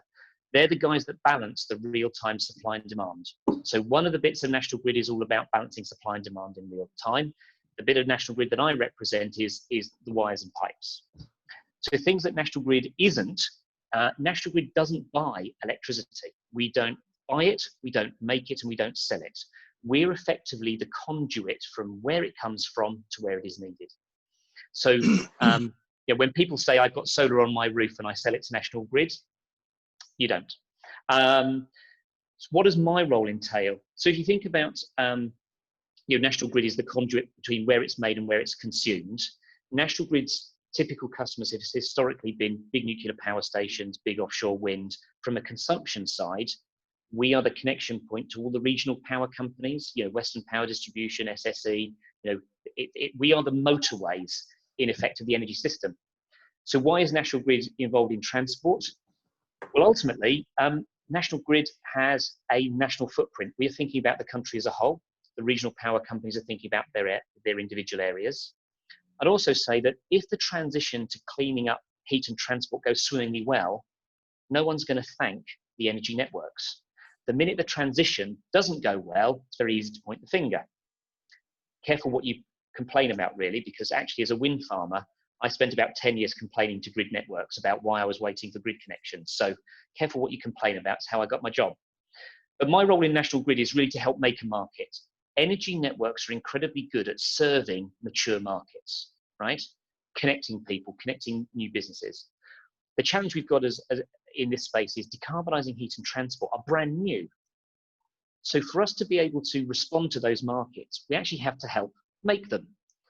So the fact that National Grid is a monopoly, we don't have any natural competitors. That generally means those looking to get into this space and try to work out how it works generally share quite widely with us because, well, we're not competing. So what we've generally done is taken what we hear, think about it in great detail, think about what National Grid can do, but also we can share what we're learning with the likes of government. So I sit on the government's EV Energy Task Force to help form advice to government on the things they might want to do. So National Grid really in this space has been helping with policy. It's helping to answer some of the challenges from industry, having to answer some of the challenges of government, and really be the enabler of this future. The thing that's slightly different though is, and it's the one thing that sort of may come up in the coming weeks, I think on the 6th of July, we will have a budget. As part of the budget, we will have the government's national infrastructure strategy. So this is what is the big infrastructure the country's going to need. So that's everything from 5G, fibre, runways, roads, energy, water, the whole lot. The one thing we sort of need is, as an energy sector, is normally we respond. So somebody builds something that they want to generate and we connect to it. It's reactionary. If we're looking to try and get the country ready for decarbonising heat and transport, we need something called anticipatory investment. You kind of need to put the wires there first so that the good stuff can go on the end. So the debate right now that National Grid is having, and with the distribution companies, with government, the Treasury, is at the moment our model has been to respond to individual customers. There is a bit of a need to do some anticipatory investment. Others could say, well, hang on, you're a network company, of course you want money up front. Yes, but I'd come back to my earlier point. Lots of people launching very, very clever technology in cars, really neat charging solutions, really smart chargers, smart apps. But all of this is reliant in getting energy from where it's made to where you want to smartly consume it. And I guess my final point is that National Grid is not just connecting EVs and this sort of, or involved in the transport space. We see the whole end to end of the energy system. So the full, where it's made to where it's consumed. So we see that symbiotic relationship, which is if we're going to get this growth in offshore wind, so the comment about Morecambe earlier, getting that into the system and then being able to get the wires to where people are going to need it is really important. Infrastructure is expensive and takes a long time. So we need to kind of get going. So I guess that's really where my role comes in, but it also doesn't cover EVs, road, rail, aviation and maritime. So we can pick up electric flights, synthetic aviation fuel, or anything in the middle. So there you go, that's me. Brilliant. That's what National Grid's doing. I hope that helps. Thanks a lot, Graeme. Thank you. So you might have noticed that Sarah's disappeared off camera. She's getting ready for a news round appearance wherever or whatever she's doing. I mean, last time she was a pilot. But before we go to real news with Sarah, we're just going to share the fake news from Graeme. So let's have a look and see what the results are. So it was close, but people think your former boss was the actual inspiration for a Simpsons character is the fake news story. Can you confirm? No, that's actually true. So if anybody fancies a moment when they're done here, Google Fred Olsen. He's a real man, right? He is the Norwegian shipping magnate that owns Fred Olsen Cruise Ships and Fred Olsen Renewables. So I worked for him. He is an art man. So he's into all of his art. He supported Matt Groening when he was a sketch artist. Matt Groening, I think, and he fell out at some point. And so if you look online and Google pictures of Fred Olsen and Mr. Burns, you'll realise they're one and the same people. Brilliant. So this is not me. Check it out on the internet. Excellent. So go on, tell us then, Graeme, what's the fake news? I do truly believe in man-made climate change, so that's the fake news. And yes, so that means I have been in the audience of Top Gear. See, I told you I used to be a petrol head. And if it can change me, it can change anyone. Yeah, brilliant. Me too. Fantastic. Right now, so the highlight of the cafe session today is Sara Sloman. Sorry, Euan. We are live over to Sara. Hello, Sara. Hello. Very school mom. Oh, she's corpsed. Oh no. Good afternoon, class. Come on then, come in, sit down, sit down. Yes, thank you, Paul. I did see Johnny put that pencil in your ear. Just sit down, please. We can worry about that later. Matt and John, can you go and sit between them? Thank you, much appreciated. Right, welcome back, everyone. I hope you all enjoyed your homeschool. Who threw that? I can assure you this will be nothing like that. None of that skiving, those biscuits and TV breaks. Nope. For those of you who have not met me, I am Sara Sloman, your zero emissions supply teacher. Welcome to the EV Cafe extracurricular session. As part of your lockdown reintroduction, the school has brought me in to kick you into touch and make sure we do not return to our old polluting ways. Right then, class, open your books, please, on the self-reflection chapter, pages 31 to 52. As you should know from your homework, the battery researchers at the IVL in Sweden have demonstrated that the CO2 equivalent of batteries has dropped drastically in the past 2 years, from 2017 to 2019. The estimate is that it is nearly halved since the regularly publicised levels reported repeatedly in old news from 2017, but that doesn't put us out of the woods yet, does it? No. So hands up, class. Who knows why these improvements have taken place? Yes, Scott, excellent, you're right. NMC chemistry, nickel, manganese and cobalt.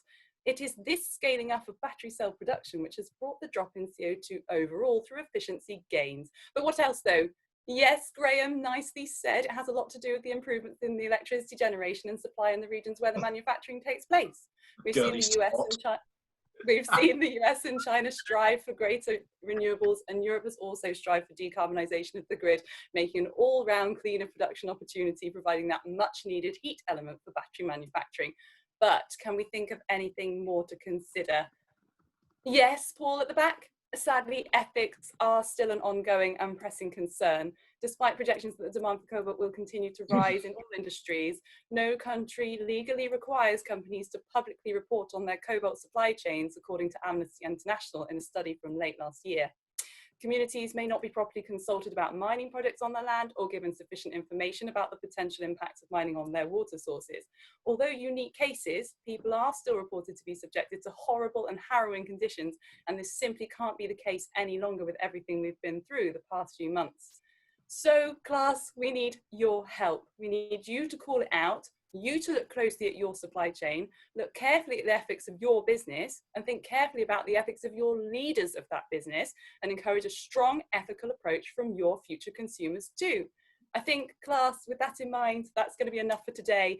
Just take each stride forward for the climate, the people who live here across the globe, firmly in mind. We need a symbiotic relationship with our planet, not a take one. Thank you. Class dismissed. Miss, Yes. Go to the toilet. I think Kirby's made a puddle. You need to split up, you two. I'm fed up of this. Every single week is exactly the same. I never get any peace. I'm only here for an hour a week and you just ruin everything. Kirby loves you. Kirby loves you. So now, Stop so now scratching we have, on your desks, please. the whole class is now in detention for 20 more minutes. And so For 2 weeks. So the last 20 minutes, we're going to bring Matt back online from the mailroom and just cover all those questions that we've missed and questions that are being asked at the moment. In the background, I will run a couple of more polls just to understand a bit more about the audience. I have a question, Graeme. I've held this question back all the way because I wanted to ask him at the beginning, but now I've got a poll now in front of me. I can't see you anymore, Graeme. I can't ask the question until I see you. There you are. You're back. Hey, there's no need to be offensive about my nationality.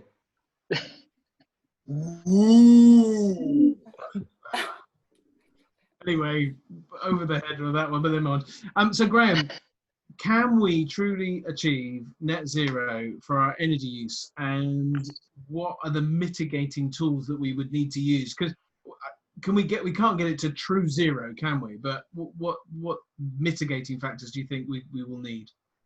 Oh, well, I guess this is an evolving subject. So 12 years ago when I was building a wind farm, National Grid said we can't have more than about 5% renewables on the system, otherwise everything goes wrong. And we've now seen that we've had the country run on 70% renewables. So I guess the thing is, what we know now, we sort of ignore the bit that we might learn as we go.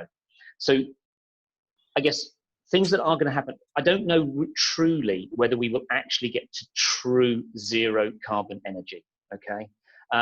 We can look at the carbon that goes into it and the energy payback when it goes carbon neutral, but I'd never say never. If we don't set ourselves the challenge, how are we ever going to overcome it? But what it does mean to our energy system, and I'll come back to the comment I made earlier, if more renewables, wind and solar particularly, are going to turn up, what they need is somewhere to go when we've got plenty of wind and solar.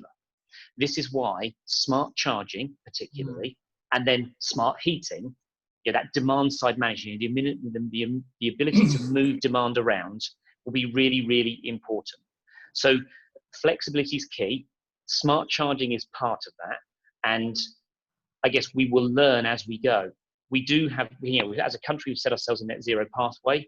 There are a lot of very, very bright people working on these challenges. So never say never, but I don't think I can give you the answer you're trying to get to, in all honesty. That's good. John. Graeme, you said earlier that it's advisable to get the cleanest energy available. Now, we're talking honestly and openly here, and one of the elephants in the room is that there are some unnamed large fossil fuel producers who overnight declared themselves to be carbon neutral or green.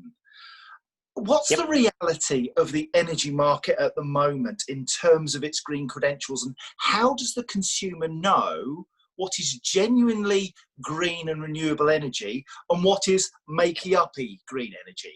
Yeah, okay. So what you're alluding to is, the best way to describe the entire energy system for those who are not in it is, imagine the electricity system in the UK as a bath, right? And you have to keep the water half full, right, in electricity terms. Mm-hmm. We've got all these energy sources putting electrical water in, and we've got all of these people consuming water out, right? So the problem is, the electricity we're all consuming right now is a mixture of all of those energy sources, right? So even if you're on a clean tariff, the actual electrons coming out of your socket right now are actually brown. Yes. So there are two ways in which you can account for it. There's either you buy the green credits and therefore you make dirty electricity and you say, I bought green credits, so somewhere somebody made green energy, and therefore that's perhaps what you're alluding to with that supplier who is clean energy. But then there are other businesses that actually physically buy the clean energy. So as a wind farmer, you need someone to buy the future electricity you're going to make, and that allows you to borrow money to build your wind farm. Yeah. So what we're starting to see now is the likes of, OVO Energy and Octopus Energy. There are lots of providers out there who are learning through people's smart consumption. They are buying actually the output of these renewable sources. So they actually buy the clean electricity, which goes into this bath of electricity, but actually they get the green certificate that proves it as well, right? Yep. So that's really the difference. Are you just buying your way into a story, or are you actually contributing to it? Which is why, even if you have a really green tariff, so I have an Octopus tariff, it's 100% clean electricity, I still choose, right, using the carbon intensity map, to use the energy when the overall grid is cleanest. Yes. Okay. Yeah. So even if you buy clean electricity, smug face, yes, still think about when you use it, because it's coming out of an overall bathtub. But that bathtub is getting greener year on year. Okay. Hope that answers your question. I will never get into the bathtub and see it in the same way, Graeme. I'm just a bit worried about your tide mark, John. Don't put electric in the bath. Promise me you're not going to try and put electric in the bath. Yeah, there's a safety aspect here. It's metaphorical, idea. Obviously. Don't try and suggest it. Cheers, Graeme. So, Graeme, I have a quick question, actually. Maybe not so quick. So obviously decarbonisation of the energy system is one of the biggest challenges facing the world post-COVID-19 pandemic. Are you able to share some details of some of the initiatives that the National Grid are working on in respect of this, or in terms of your own business model? Yeah, certainly. So let me divide that into two things. There's kind of how National Grid is paid for and the role we play. We're very regulated by Ofgem. So because we're in a monopoly, there's a huge amount of rules around what we can and can't do. So let's separate that from what we're doing actually as a business. So my company car scheme has changed dramatically. So at the moment, pretty much everybody's driven towards, pardon the pun, driven towards an EV. So if you're lucky enough to get a company car, your pretty much choice is great choice if you're going for EV, very limited choice if not. We've actually pretty much removed any kind of hybrid from our company car scheme, so I'm sure that'll please Euan. For those in our company that aren't lucky enough to get a company car, we have through Tusker, the salary sacrifice people. They're doing an amazing job, amazing prices, which bundles an electric car, the cost, the charger, the insurance, and everything in one. So they're doing a great job for our staff that can't access an EV through a company car scheme. They can do salary sacrifice, so not dissimilar to the bike scheme. As a business, we own, I'll probably get shot down on the numbers here, we probably own about 700 or 900 vans. And at the moment, most of them are diesel. We've got our first 30 Nissan ENV 200 electric vans. And we're actually, as a business, going to have swapped out all of those vans before 2030. So we will have a clean fleet. But as a business, we're also very conscious that we need to help make the entire energy market cleaner. That's why we're working very hard on trying to make sure all of this offshore wind can get on the bars, can do that in a way that just doesn't put too many lines on, in places. Crikey, we've removed single-use plastics from our business. And actually, even the legally separate part, the ESO, the electricity system operator, the guys who balance the real-time supply and demand, do the energy forecasting, they have a commitment, a commitment to be able to operate the grid completely carbon-free, for an hour by 2025.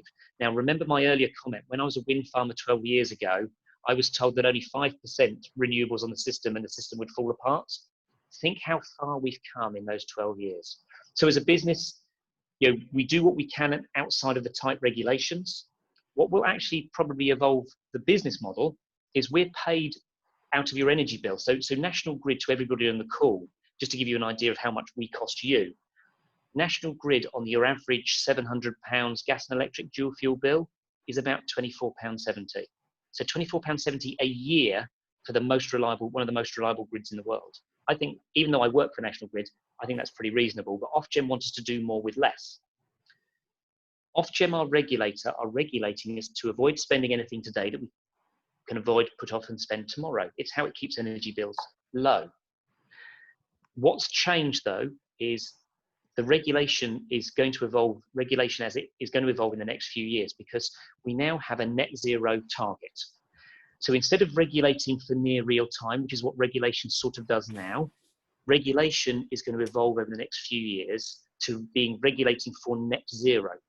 So what that should do is ultimately, from a National Grid and the regional distribution companies' perspective, is the way we deploy our equipment will not be, avoid spending money today, but it might be more expensive later. It will be trying to look at what is the least cost pathway to net zero. So from my perspective, nothing has changed today, but it is likely to evolve to support us to that net zero pathway. Sorry, long answer to a short question, but I hope that helps. Oh, that's fantastic. Thanks, Graeme. So Euan, I have a question from you, from someone's asked me to ask you. How does EV battery production impact the local environment in producing regions? Well, you've got the raw material extraction, which is one thing, and then you've got the actual battery production, which is quite another, because you need to extract that raw material, then refine it to a certain commercial grade of purity, and then that will probably be shipped somewhere else, which will then be turned into a cell and then built into a battery pack. The cell and battery production is a reasonably clean process. I've been immersed in that for some time. Depending on the material, There is work that can be done in trying to improve the green aspect of the raw material extraction. Now, the example I gave earlier of lithium and the water intensity of that, there are ways that you can try and reduce that water content, or you can, instead of using the sort of natural freshwater resources, you can pipe in desalinated fresh water in theory, and that prevents droughts, and it also adds more fresh water to regions that may be quite arid to begin with, so it could actually help local communities. It's just a case of looking at the holistic picture. And at the moment it's not spectacular, but that said, it certainly pales in comparison to some methods of fossil fuel extraction, like fracking or tar sands and so on. So I mean, it's easy to shine the spotlight on EVs, but then again, you've got some fairly horrific resource extractions that go into an internal combustion engined vehicle. And of course, as I mentioned before, cobalt is used in petrol and diesel refining as well. So yeah, there's some overlap in that regard, but it's only now had that light shone on it now that EVs are taking off. So yeah, there is work to be done, but once we've reached a level where we have so many batteries in circulation that we can start to recycle these and reclaim the materials from them and build them into new cells, new battery packs, that's where things get interesting, because there's a technique that is being developed at the moment. There's been some really good progress made, but hasn't yet been commercialized, but we're quite close, and that's direct recycling. So instead of breaking a battery down into its elemental components and then refining and into powders and then using those powders to build new cells, you're pretty much lifting the active material, those chemical compounds, off of one dead cell, and then with minimal processing, sticking it into a brand new cell. And I'm reliably informed from some initial trials that some of these cells that have had the minimal energy required to recycle them and the most materials recovered from them, the cells that they've gone on to produce have actually performed better than cells using brand new materials. I was quite skeptical at first, but allegedly this is the case. So that closed loop, which you do not get with fossil fuels, you have to keep extracting petrol, you have to keep extracting crude oil or gas or coal. You don't have that ability to close the loop, whereas you do with batteries. And yeah, it's only getting cleaner. Thanks, Euan. We do have one question on the Q&A tab that's still left unanswered. It's from Alberto De Monte. He's asked, so it's quite snappy because we are running out of time. What is the likely cost reduction rate of EV batteries in the next 5 years? And to Jonny, do you know how much the battery makes of the total cost of an EV cost today? So I think according to Bloomberg Finance, I believe they've stated that in the past 10 years, battery prices per kilowatt hour have reduced something like 85%. So maybe that will help in the projection. It's hard to say from my answer, if I'm going to make it snappy. I don't know the answer to that question at the moment, because it's very hard to say, because since that time that it's reduced, we have 3 times the range, nearly, even a 30% jump from previous generation, 41 kilowatt hour to 52 kilowatt hours. And then, and it's from the first generation, that was 22 kilowatt hours to 52. The dimensions, this is quite interesting, the dimensions have stayed the same. So the growth in the battery and the development of the battery, coupled with the reduction cost of battery per kilowatt hour, it's very hard to put a price on it. And if I start asking questions, they're going to ask me, why do I need to know this? Because, it's supposed to last, much longer than the car does. We've only released the vehicle this year. So Euan, I don't know if you can add anything to that. Yeah, the original Nissan Leaf from 2010, the battery pack in that costs something like $1,000 per kilowatt hour. Today's leading battery packs are closer to $100 per kilowatt hour. The CATL cell to pack lithium iron phosphate pack that's been developed for the Tesla Model 3 being built in China allegedly has a cost of between $60 to $80 per kilowatt hour. I mean, as we look at lithium sulfur, which has incredibly sustainable materials in it. And we look at sodium-ion that's being developed in Scotland by a company called Ampty Power. In fact, the news of a British gigafactory is Ampty Power and Britishvolt who are building that. There's a good possibility that they will start building sodium-ion batteries there. Those are about a 30% cost reduction versus conventional lithium-ion because it's cheaper, more abundant, more sustainable materials, some of which, if you really want to, can be bio-derived. So yeah, the cost projection for batteries is going to continue to decrease. Brilliant, brilliant. Has anyone else got anything else they want to ask Euan and Graeme whilst we've still got a few minutes left? Sarah, go for it. I just can't believe no one's brought up, seeing nice to talking about ethics, about misleading advertising. Sharp, take a breath. Adverts don't lie, Sarah. Come on. Oh no, not at all. I'm only 25. Tough paper out. You know, when they used But to how quote EVs as NEDC, I used to tell my customers that NEDC stood for not even distinctly close. Yep. Not that's the best way to put it. Well, But actually, it speaking of, sorry. Maybe one for the panel even, I don't know. I know, John, you're very close to this stuff. How do we get away with it? Well, how can we still keep peddling these messages when we know that they're not? Well, I think Norway has legislated or made a ruling rather to say that that kind of misleading advertising will not help the industry and so is banned. I think that there are lots of schools of thought on this one. My own personal view is that every electric mile is a good mile. Okay. But if it would previously have been done in a petrol or diesel car, pure car with petrol, diesel, internal combustion engine, and suddenly you're using a hybrid and doing some electric miles, it all adds up. Would I love to see those cars be fully battery electric? Of course I would. We don't live in that world just yet. We will in time, and with the great work that Graeme and Euan are both doing to push back the boundaries, we will get there. We're not there yet. We have to put our hands up. We'll get there soon, and the marketing people have a duty to be open and honest. Yes. And I think that's what the market is calling for. We can see if it looks like a duck, quacks like a duck, it's probably a duck. Brilliant. I think it's I've definitely worth commenting on this point that that Renault and a number of other websites have calculators that really do give you sort of real world information about the performance of batteries in particular. And you can kind of put in the variances that are true to you, and then you get some real output. So I think there is some balance coming, but I think some unification of the measurements, like kilowatts, miles per kilowatt, as Euan touched on earlier, you know, average is 4, but what is the variance? Because, you know, a small variance in that is a big difference in range and value. So, and also the cost of electricity, which varies wildly at point of access. So I think it's very important to utilize the tools that, say, Renault and others have got to be able to access what is real world for you. Thank you. John.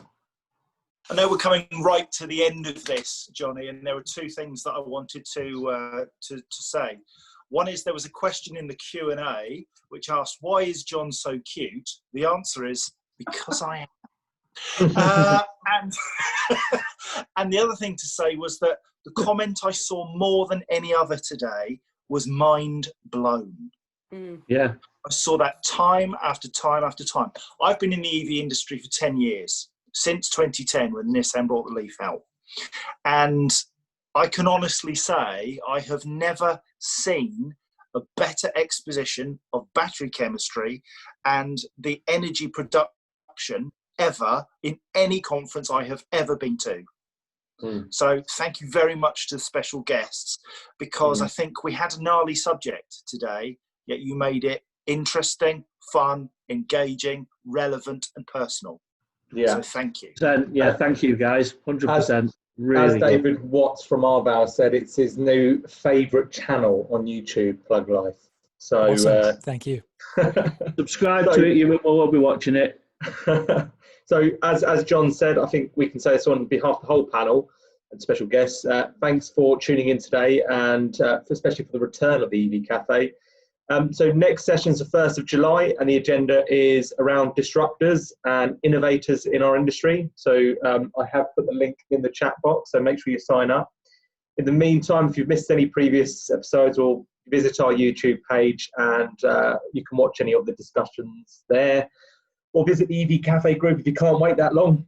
We are where we open 24/7, and we certainly invite Euan and Graeme to come along to the EV Cafe group. So if there's any more questions, do ask them on there.